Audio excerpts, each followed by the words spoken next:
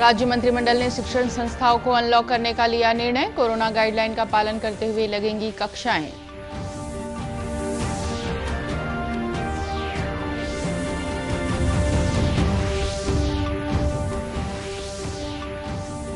सरगुजा में 3 दिवसीय man part महोत्सव शुरू। मुख्यमंत्री ने दीप प्रज्वलन कर किया शुभारंभ।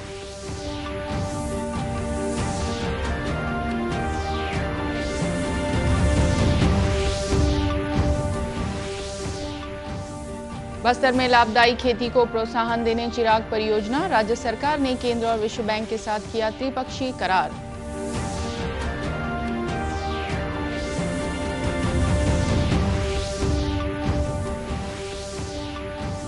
और हस्तशिल्प और ग्रामोद्योग को बढ़ावा देने रायपुर में 10 दिवसीय गांधी शिल्प बाजार का हो रहा आयोजन।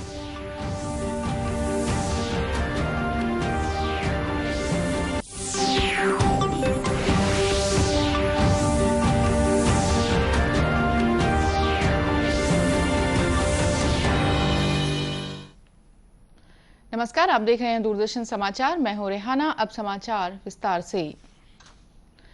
राज्य मंत्रिमंडल ने कोरोना काल के बाद स्कूलों को अनलॉक करने की प्रक्रिया शुरू करने का महत्वपूर्ण निर्णय लिया है। रायपुर में आज बैठक के बाद मीडिया को मंत्रिमंडल के निर्णयों की जानकारी देते हुए संसदीय कार्य मंत्री रविंद्र चौबे ने यह जानकारी दी। उन्होंने बताया कि 15 फरवरी से 9वीं से 12वीं तक की कक्षाएं लगेंगी, लेकिन पहली प्राथमिकता बोर्ड कक्षाओं की होगी। वहीं 9वीं और 11वीं में भी नया पाठ्यक्रम होने के कारण जरूरत पड़ने पर इनके लिए भी विशेष कक्षाएं लगाई जाएंगी। हालांकि इस दौरान कोरोना गाइडलाइन का पालन अनिवार्य होगा। श्री चौबे ने बताया कि बस्तर के लिए विशेष बल के गठन का फैसला भी किया गया है, जिसमें जिले के कैडर के हिसाब से भर्ती की जाएगी। उन्होंने बताया कि भर्ती प्रक्रिया में स्थानीय लोगों को प्राथमिकता दी जाएगी। सरगुजा स्थित प्रसिद्ध पर्यटन स्थल मैनपाट के रोपखार जलाशय के पास 3 दिवसीय मैनपाट महोत्सव का रंगारंग आगाज हो गया है। मुख्यमंत्री भूपेश बघेल ने दीप प्रज्वलित कर इस महोत्सव का शुभारंभ किया। समारोह को संबोधित करते हुए श्री बघेल ने कहा कि मैनपाट में पर्यटन को बढ़ावा देने के लिए इसे राम वनगमन पथ से जोड़ा गया है। प्रथम चरण में इस पथ के 9 स्थानों को विकसित किया जा रहा है। श्री बघेल ने इंदिरा गांधी राष्ट्रीय जनजाति विश्वविद्यालय के शोध और अध्ययन केंद्र के लिए 85 एकड़ जमीन का आवंटन की घोषणा की। साथ ही उन्होंने पुलिस में इसके लिए 1 करोड़ रुपए की स्वीकृति भी दी। इस अवसर पर मुख्यमंत्री ने गौठान के वार्षिक कैलेंडर का विमोचन किया। उन्होंने सरगुजा हनी ब्रांड का शुभारंभ किया। मुख्यमंत्री की मौजूदगी में टाऊ के वैल्यू एडेड आटा उत्पादन के लिए एमओयू भी किया गया। समारोह को नगरीय प्रशासन मंत्री शिव कुमार डहरिया और स्कूल शिक्षा मंत्री डॉक्टर प्रेम साय सिंह टेकाम सहित स्थानीय जनप्रतिनिधियों ने भी संबोधित किया। बस्तर अंचल के आदिवासी किसानों को लाभदायी खेती के लिए प्रोत्साहित कर उनकी आर्थिक स्थिति बेहतर बनाने के उद्देश्य से नई दिल्ली में त्रिपक्षीय एमओयू हुआ। यह करार भारत सरकार के वित्त मंत्रालय, विश्व बैंक और प्रदेश सरकार के बीच हुआ। विश्व बैंक की सहायता से 6 वर्षीय चिराग परियोजना बस्तर संभाग के 7 जिलों के 13 विकास खंडों और मुंगेली जिले के 100 गांवों में चलाई जाएगी। परियोजना की कुल लागत 1036 करोड़ रुपए है। मुख्यमंत्री भूपेश बघेल ने चिराग परियोजना को बस्तर अंचल के किसानों की समृद्धि में मददगार बताया। उन्होंने कहा कि इस परियोजना के जरिए बस्तर के किसान भाई परंपरागत खेती के साथ आधुनिक खेती की ओर अग्रसर होंगे। इससे उनकी माली हालत बेहतर होगी और उनके जीवन में खुशहाली का एक नया दौर शुरू होगा। कृषि मंत्री रविंद्र चौबे ने भी इस परियोजना के एमओयू होने पर खुशी जताते हुए कहा कि इससे अनाज के साथ साथ उद्यानिकी, दलहन और तिलहन फसलों की खेती को बस्तर अंचल में प्रोत्साहन मिलेगा। गौरतलब है कि चिराग परियोजना का मुख्य उद्देश्य जलवायु परिवर्तन के अनुसार उन्नत कृषि, उत्तम स्वास्थ्य की दृष्टि से पोषण आहार में सुधार, कृषि और अन्य उत्पादों का मूल्य संवर्धन कर किसानों को अधिक से अधिक लाभ दिलाना है। कोविड-19 महामारी के कारण कृषि क्षेत्र में आए रुकावटों और कठिनाइयों को ध्यान में रखते हुए किसानों की आय में वृद्धि और रोजगार सृजन भी इस परियोजना के उद्देश्यों में शामिल है। खबरों का सिलसिला आगे भी जारी रहेगा। फिलहाल वक्त है एक छोटे से ब्रेक का।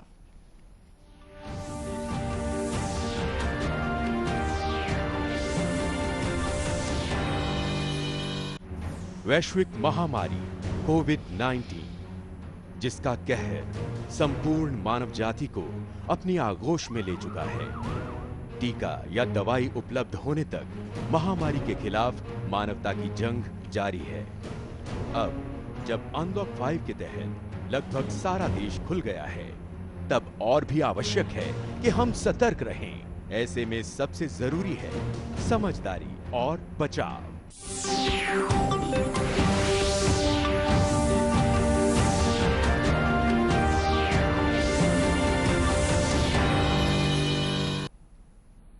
ब्रेक के बाद एक बार फिर स्वागत है आपका दूरदर्शन समाचार में।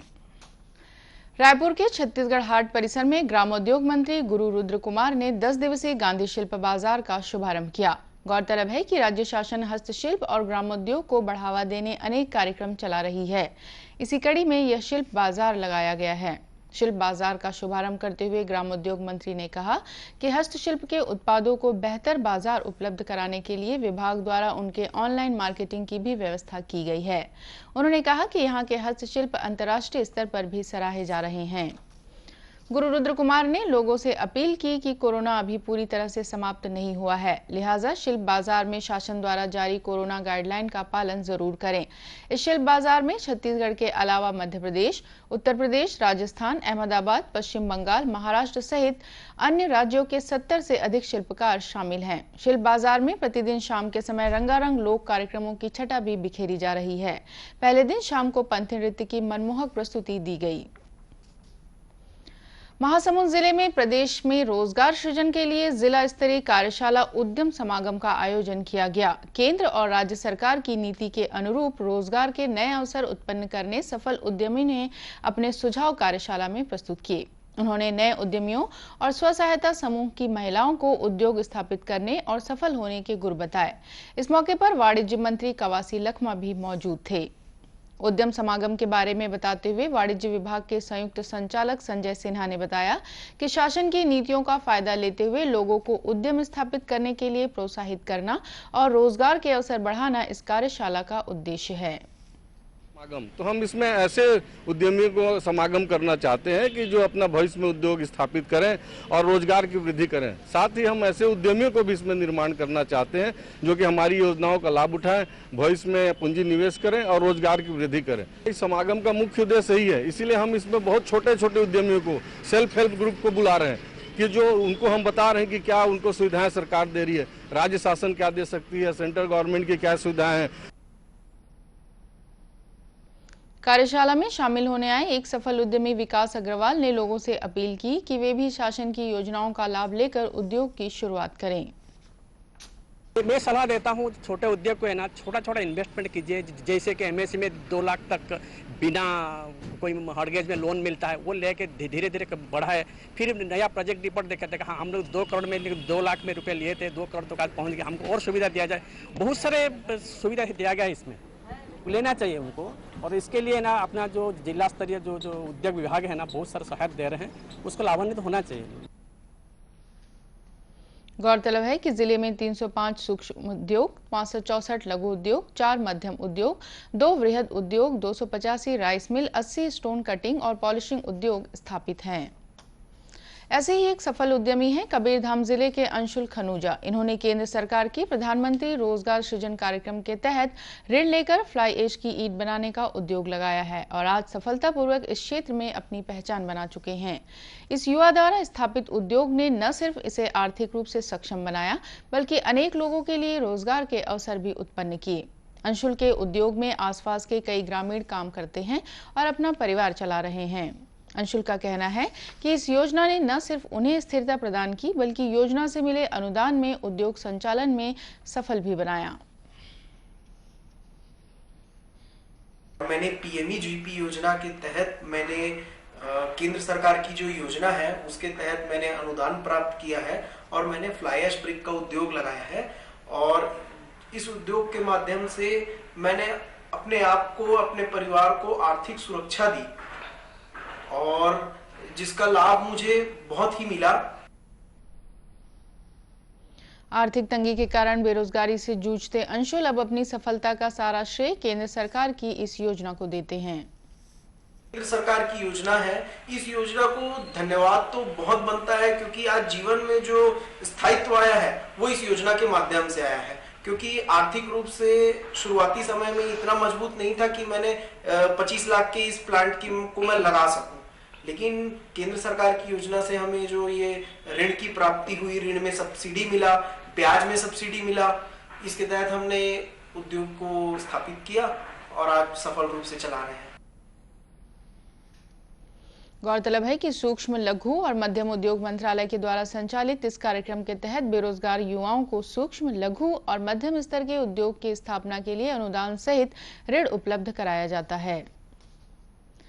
बिलासपुर में कोरोना काल में पशु पक्षियों, दीन दुखियों और प्रकृति के संरक्षण के लिए स्कूली बच्चों द्वारा शुरू किया गया प्रयास आज एक वृहद रूप ले चुका है। वैसे भी कहा गया है कि एक छोटी सी कोशिश से आप लोगों को प्रेरित कर सकते हैं, लेकिन यहाँ स्कूली बच्चों ने अपनी नन्ही कोशिशों से एक बड़ा समूह तैयार कर लिया है, जो लगातार समाज सेवा और प्रकृति संरक्षण के कार्यों को गति दे रहा है।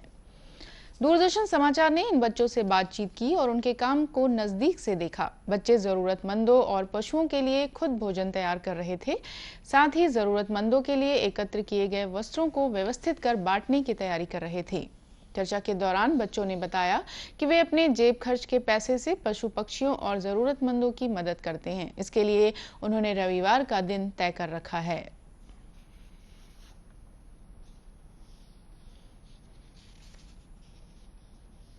मैंने सोचा कि लॉकडाउन में जब देखा कि लोग गरीब लोगों को देखा कि सब बैठे रहते हैं, ना खाना पीना नहीं मिल पाया था, लॉकडाउन लगा हुआ था, तो मैंने सोचा कि कुछ फाउंडेशन चालू किया जाए, इनके लिए कुछ किया जाए। तो मैंने अपने फ्रेंड्स से बात की कि चलो ऐसा कुछ करते हैं बोल के, तो इन लोग भी इंटरेस्टेड थे। फिर हम सब मिल के एक टीम बनाए, एक फाउंडेशन बनाए। फिर उसमें हम लोगों ने स्टार्टिंग किया पहले कपड़े देने से, सबके घरों से हम लोग कपड़े इकट्ठा किए। फिर उसके बाद और लोगों ने देखा कि लोग ऐसा कर रहे हैं, तो और फ्रेंड्स से कॉन्टेक्ट किए कि हमको भी जोड़ना है, हमको भी करना है। तो फिर हम सब मिल के फिर धीरे धीरे फिर पॉकेट मनी जुटाए। फिर हम लोगों ने डॉग्स के लिए हो या जानवरों के लिए भी करने का सोचा। इस समूह से जुड़ी स्कूली छात्रा श्रेया ने बताया कि वे सभी पढ़ाई के साथ साथ इस काम को करते हैं। उन्होंने कहा कि समूह में अलग अलग आयु वर्ग की विभिन्न कक्षाओं में पढ़ने वाले विद्यार्थी जुड़े हुए हैं। हम सब यहाँ पे जितने लोग हैं सब अलग अलग ग्रुप एज के हैं। कोई 16 है, कोई 17 है, कोई 18 है। सब अलग अलग स्ट्रीम के हैं, जैसे कॉमर्स, आर्ट, साइंस, और कोई MBBS की तैयारी कर रहा है और बाकी सब तो स्टडी कर रहे हैं। इसी तरह रेखा पटेल ने कहा कि हम बड़ा करने की बजाय यदि थोड़ा थोड़ा अपने स्तर पर ही समाज के लिए कुछ करें तो भी काफी सकारात्मक बदलाव संभव है। लोगों ने हमारी छोटी सी कोशिश सिर्फ इतनी है कि हम लोगों तक उनकी ज़रूरत की चीज़ें पहुंचा सकें, जैसे खाना, कपड़े या उनकी छोटी मोहत दवाइयों की मदद। हमसे जितना हो पाता है हम उतना करते हैं। कपड़े तो हम अगल बगल से मांग लेते हैं, लेकिन जैसे खाना हो गया तो वो हम अपने पॉकेट मनी से करते हैं। समूह में अलग अलग विंग बनाकर जिम्मेदारियां बांटी गई हैं। समूह की ईशा ने बताया कि उसे गाय या अन्य बीमार पशु दिखने पर समूह के सदस्यों को सूचित करने और तात्कालिक सहायता उपलब्ध कराने की जिम्मेदारी दी गई है।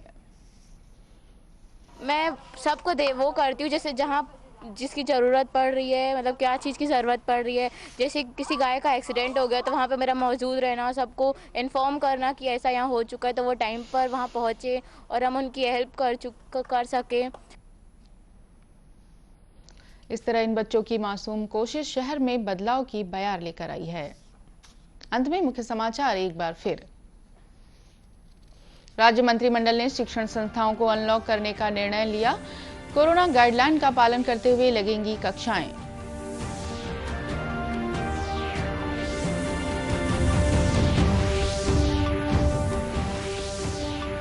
सरगुजा में 3 दिवसीय मैन पार्ट महोत्सव शुरू। मुख्यमंत्री ने दीप प्रज्वलन कर किया शुभारंभ।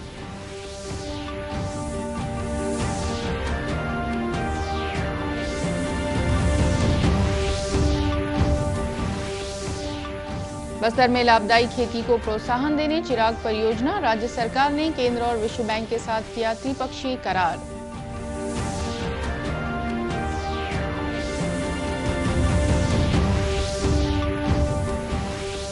और हस्तशिल्प और ग्रामोद्योग को बढ़ावा देने रायपुर में 10 दिवसीय गांधी शिल्प बाजार का हो रहा आयोजन। कोरोना से बचाव के लिए मास्क, सैनिटाइजर के साथ ही सोशल डिस्टेंसिंग का भी पालन करें। कोरोना को हराना है, मास्क जरूर लगाना है। इसी के साथ ये समाचार बुलेटिन समाप्त हुआ। नमस्कार।